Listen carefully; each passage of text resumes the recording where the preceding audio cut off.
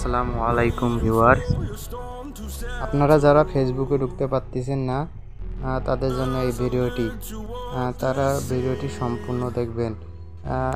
এই ভিডিওটিতে দেখতে পাচ্ছেন আমি ওয়াইফাই কানেক্ট করার পরও আমি ফেসবুকে ঢুকতে পারতেছি না। ফেসবুকে ঢোকার জন্য আমি অনেক চেষ্টা করলাম এবং ফেসবুক লাইটেও ঢুকতে পারলাম না। ফেসবুকে এবার ঢুকে চেক করি, এটি আমার আগের লোড হওয়া ছিল, এই কারণে আগের ভিডিওগুলো আমি দেখতে পাচ্ছি, কিন্তু নিউ কোনো ইন্টারফেস শো করতেছে না।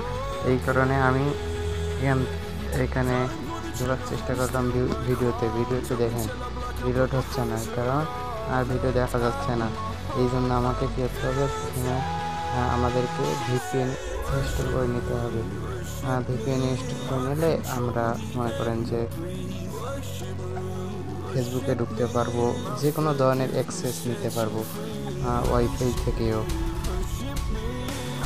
মূলত এটি হওয়ার মূল কারণ হচ্ছে যে মনে করেন যে বাংলাদেশের রাজনীতির অস্থিরতার কারণে বাংলাদেশ প্রত্যেক ফেসবুক টিকটক বিভিন্ন ধরনের ওয়েবসাইট ওনারা বন্ধ করে দিয়েছে এই কারণে।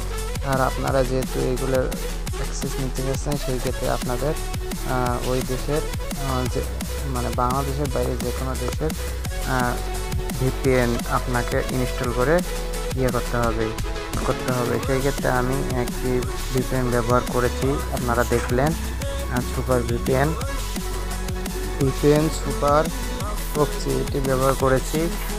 আমি এর আগে অনেকগুলো ভিপিএন ট্রাই করেছি, তার মধ্যে এটি বেস্ট সার্ভিস মনে হয়েছে আমার কাছে, এবং কি ফাস্ট কাজ করতেছে, রিলোড নিতেছে, আপনারা দেখতে পাচ্ছেন। আপনারা চাইলে এটি ব্যবহার করতে পারেন।